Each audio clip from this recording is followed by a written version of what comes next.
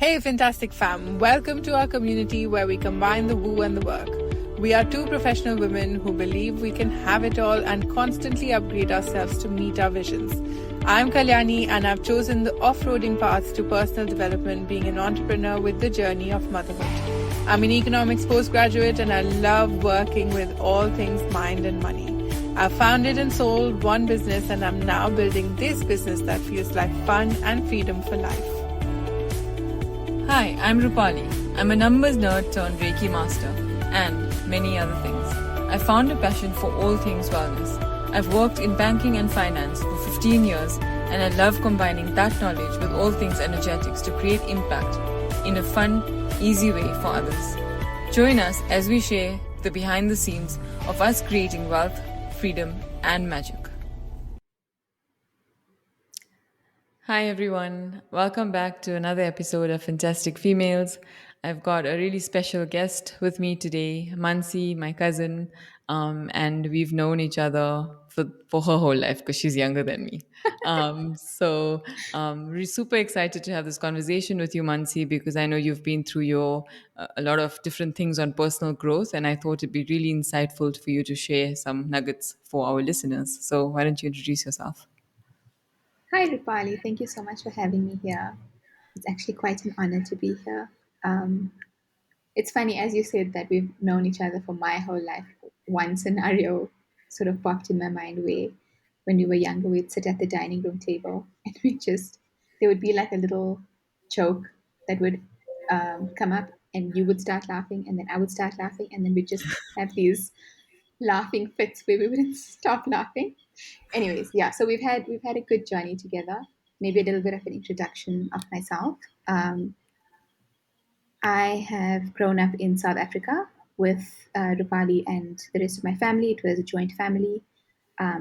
We grew up with a whole lot of different types of personalities all in the household, and so um, I guess what came out of that experience was that you really learned how to deal with lots of different types of personalities, and also learned how to empathize with other people and be able to live in community. Um, then I went to school in Pretoria and then university. I studied multimedia and computer science. And then I went on a career trajectory that was very like um, winding. So I have been in many different positions, but mostly in the design and tech space, doing a lot of product design. That's a little bit about me. And then from a healing journey perspective, um, one of the tools that I resonate a lot with is called human design.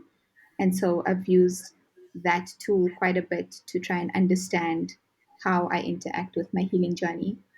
And because I am a 3-6 profile in human design, I see how I've been experimenting with a lot of different um, healing um, tools for me to be able to grow in my personality, in my life, and spiritually. So that's a bit about me. Yeah. So, what got you curious to get to know yourself a bit better? What got you started and, curious about this whole space? Hmm. So I think that a lot of the first part of my life, I was just sort of in what do you call it? Like I was just living on default mode. And then, of course, everyone has their ups and downs in life. And there was one scenario or situation in my life where I was in a relationship, and then that relationship sort of made me rethink a lot of things in my life. And because at that point, when the relationship fell apart, I wasn't able to understand myself and my feelings and my thought process, I sort of went down a bit of a spiral. And that was sort of the breaking point for me to get into understanding myself more. And it sort of took me down many different paths. That was the one point when I thought that I needed to understand myself better and go on a growth journey. And then there was a second point a few years later where I was actually at a corporate job and everything was comfortable. I was living a cushy life. I had a good social life. I had a good family life. Everything was just perfect. But for some reason, I felt like I needed to just have this massive change. And so I literally threw myself into the deep end, um, quit my job, decided to do something drastic with my life. And I think that was the second point where I went on a growth journey. And sometimes, like, you don't really know the reasons why you need to go on that journey, but just at the right time, the right things sort of put themselves in your path, and you just, if you um, put yourself in the mindset of, okay, let me see what's coming towards me and let me engage with it rather than feeling like this is something that's bad for me and that I need to struggle through it. It sometimes rewards you. So that's what happened. Yeah, true. I think it's interesting because many people that I've spoken to, it's a different combination of some extreme emotion or emptiness that results in people seeking more and trying to understand more. And so I think that for anyone that's listening out there, if that's something you're feeling and you're confused, then I would encourage you to at least be open to anything that's around you that may help you understand yourself a bit better. A lot of people kind of also comment on, and I think I can also share on my side that I was always a little scared of this whole personal growth space, and I always kind of stayed away from it in the initial days. And when I reflect back after the work I've done, I've realized the reason that or I at least, was scared of it. One, it was unknown. Anything that's unknown for our subconscious mind is something that you're scared of. That's one. But two, I think that people are scared, and I was maybe scared of getting to know myself a bit better because it was unknown. So again, it's the unknown. And so if there's anyone out there, encourage you to at least explore what that could mean for you. And it could look like many different things. And so that's why I've, having someone like Mansi here to share the different kind of modalities and things and experiences to kind of explore this side of things. It's a vast world and it can be overwhelming, but you can always start with one thing or one experience or coaching or therapy or whatever it is that it looks like for you.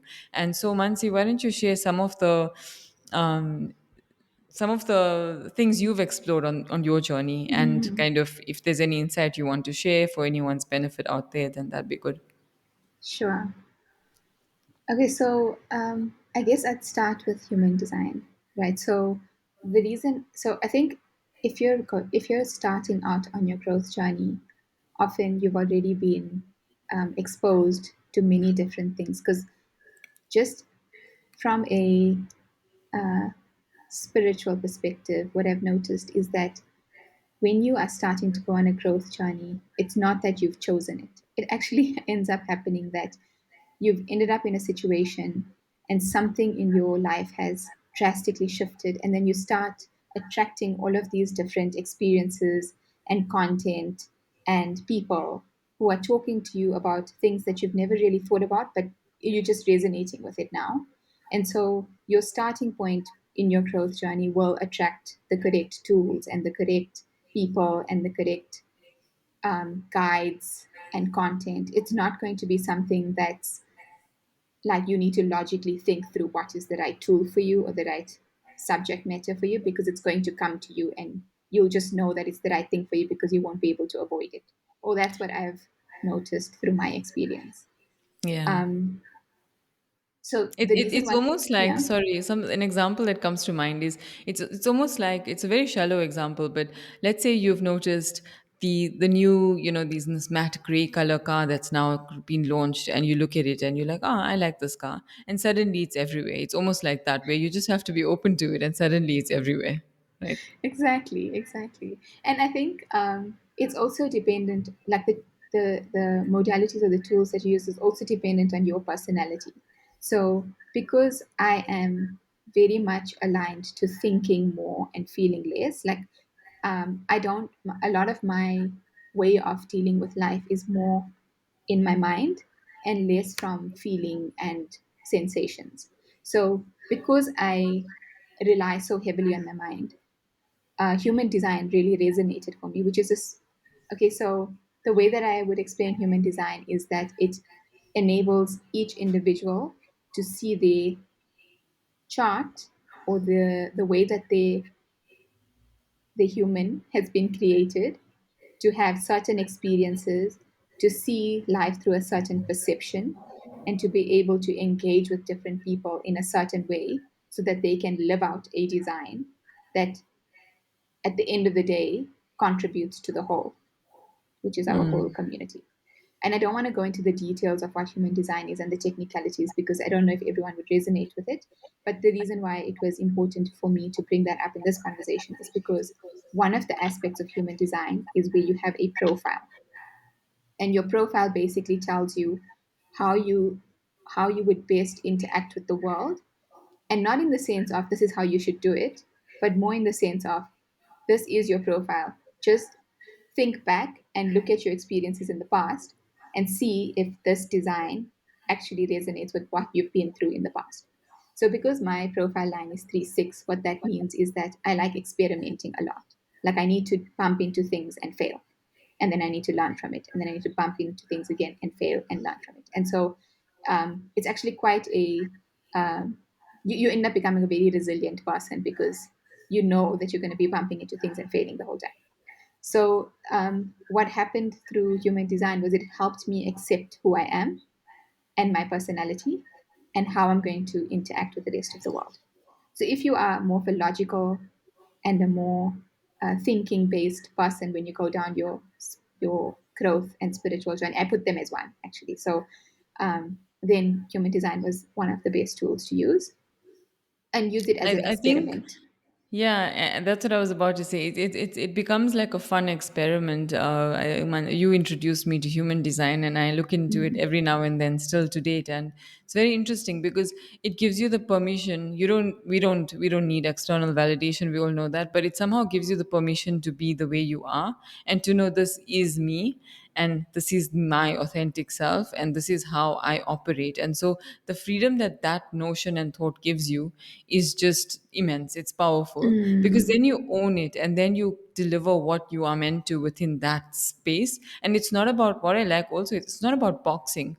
It's not about, tick lists that, okay, these are the five things, yes, these are the five things, no, you shouldn't do. But it's more about experimenting with these notions and thoughts. And it's quite a complex system. So I personally have looked at it on a very surface level kind of, but even then it's been so profound. Yes. It's yeah. So that's been almost like a baseline that I go back to quite often. But then other tools that I've used or other paths that I've gone down have been based on an experience. I will have found something that came towards me and I resonated with. And one of those things have been Vipassana meditation. So when I left my job, my cushy corporate job, I mean, I was living my best life at that point, and there was no reason for me to leave my job. And so I actually became quite confused by my behavior because it wasn't something that, it was literally like one day I was happy, and the next day I put in my resignation letter and had no reason. It was ridiculous. It was like my body was making me do things that my mind had not logically thought through. And so, because of that confusion, I was like, let me go down this route of really understanding what is going on inside of me. And so, Vipassana meditation, they have these 10-day. I don't want to call it a retreat, but I don't have another word for it right now. But you go there; it's like a boot camp of meditation. So you go away for 10 days to a space. You're not allowed to talk to anyone. You're not allowed to look at anyone. And the reason why there's all these rules in place is because they want you to really dive deep into the meditation and not get distracted. And initially, I thought it was silly to not talk and not look at people. But what I noticed is when you get into day 4 or 5, your thoughts, because your mind is so quiet, your thoughts are looking for things to sort of chew on. And if you've had conversations and if you've looked at people just like a few days ahead, then that's what your mind uses to chew on. And so I understood why you don't talk to people and why you don't interact with people. But the actual meditation technique is quite profound because it's not based on um, using words to quieten yourself. It's not about using your breath to quieten your mind. It's more about getting directly to the sensations all through your body. And the reason why I think that is important is because sometimes we feel things and we try and create thoughts around those feelings. And then that story drives us forward. But often, if you've had certain experiences that are beyond thought and emotion, like you don't actually know why you're feeling certain emotions, or you don't actually know where your unconscious thought patterns come from, then this meditation technique helps you to stop relying on the emotions and the thoughts and actually ground yourself into your body. And so what I enjoyed about that is that because I'm like stuck in my thoughts a lot, the meditation technique helped me to get out of it. But then it changed uh, my way of responding to difficult situations after I came out of the meditation retreat. And now I often use the meditation technique when I'm in really stressful situations. So if I know that work is getting hectic, then I will force myself to do a 30-minute Vipassana session every single morning because I Hmm. know that it's going to be taking me away from my thoughts and my emotions and help me ground myself. I So think that's that's so basically it. interesting because if I connect the two that you've highlighted, one is getting to know yourself in a different way through a different lens. And then the second one is really to create the space to sit with that and to create, to kind of get to know yourself on a much deeper level beyond any noise that's out there.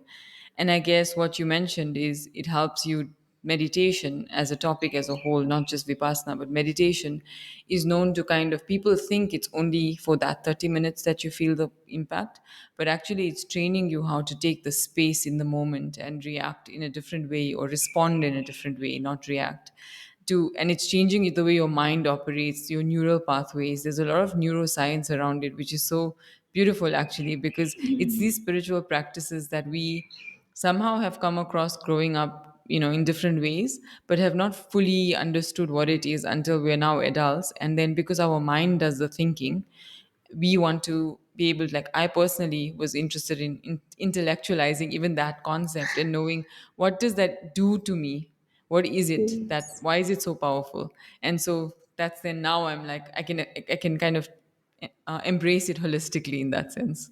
Mm. And it's such a difference between thinking that you understand something and then truly embodying that understanding. So, yeah, Vipassana has been really, really powerful for me. And if Um, someone wants to have like a test drive of Vipassana, you mentioned that 30 minutes is something that you do. Is that mm, something that you would encourage someone just to try out online or something like that? Or I can imagine the 10-day, break is the best way. But if someone wants to just, yeah, so I feel like you can test drive a lot of things when it comes to meditation. You can try and do breath work. You can try and um, do meditation where you repeat a certain phrase over and over to calm your mind.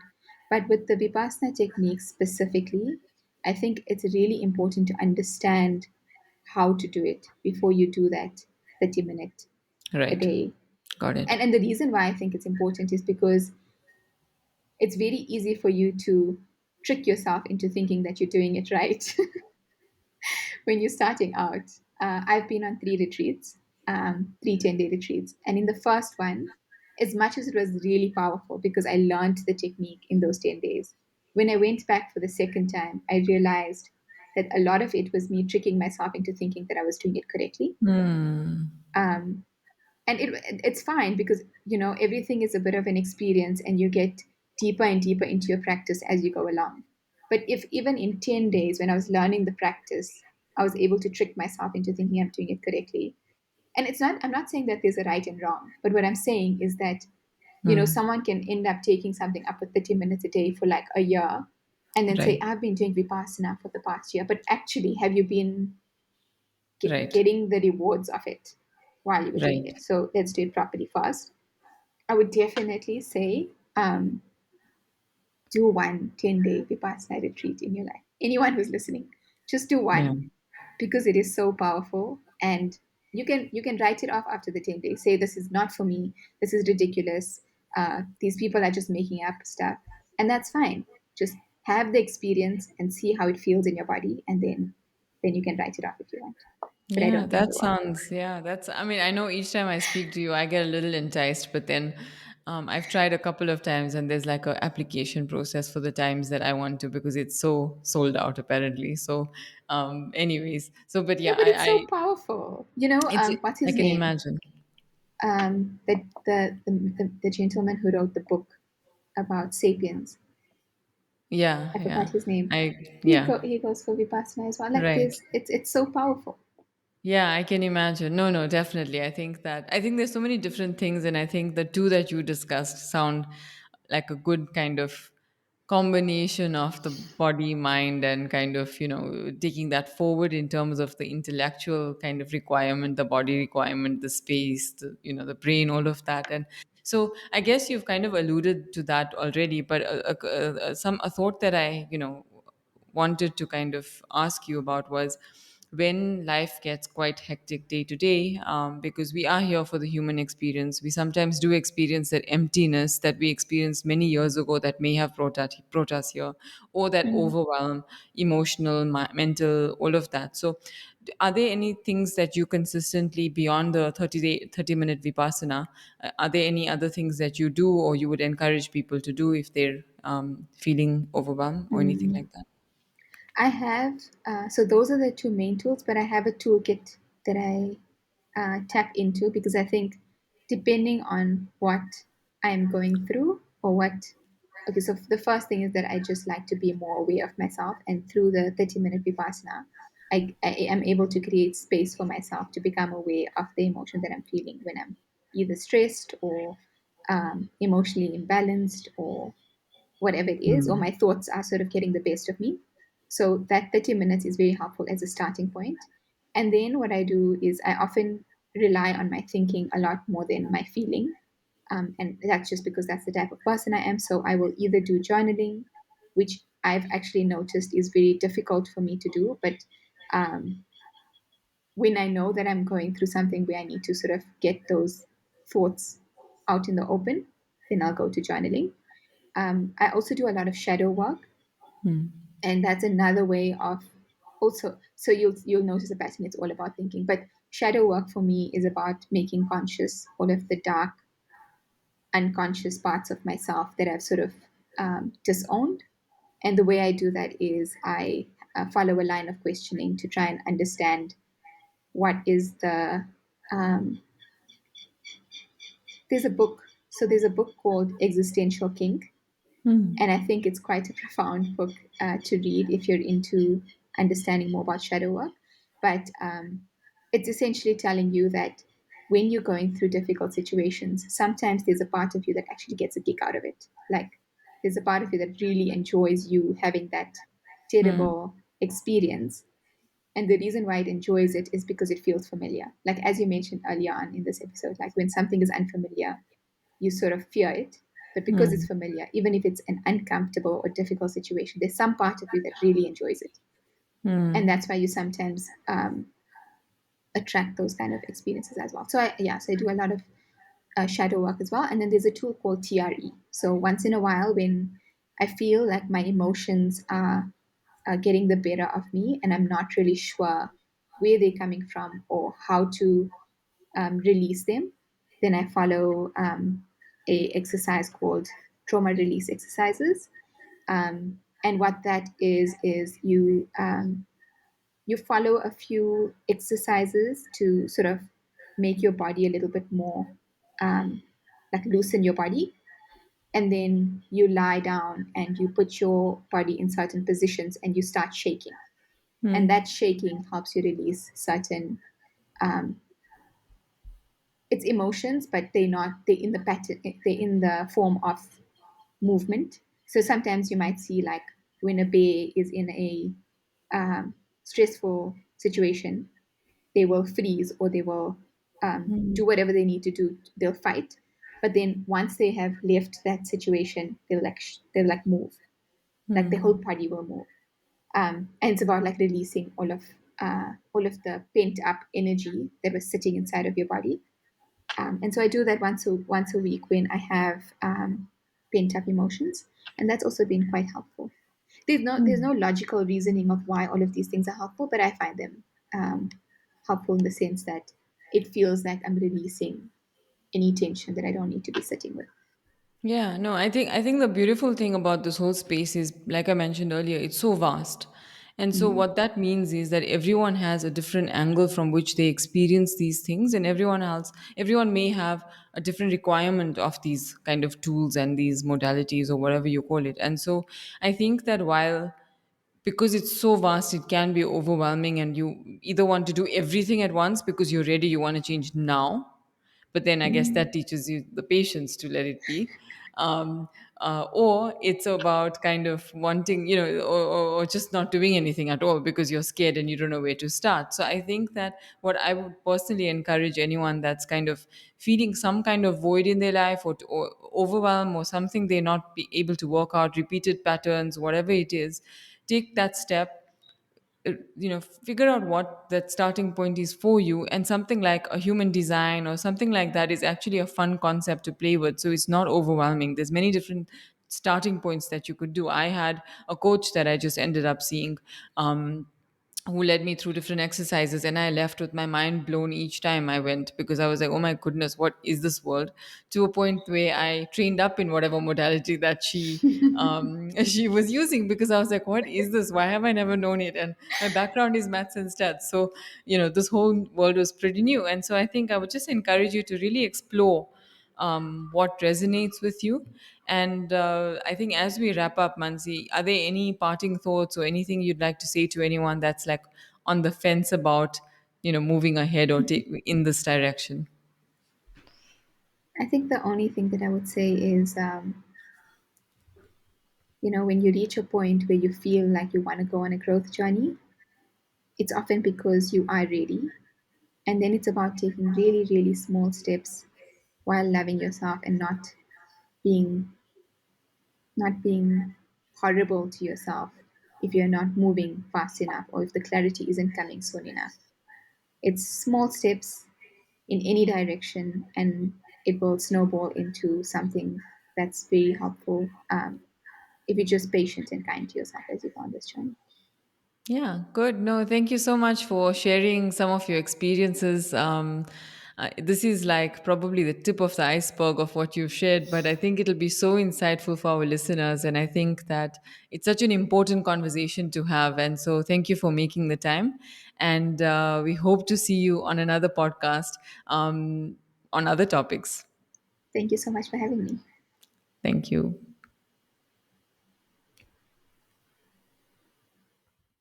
We would really appreciate your feedback as reviews on the podcast app you tune in from.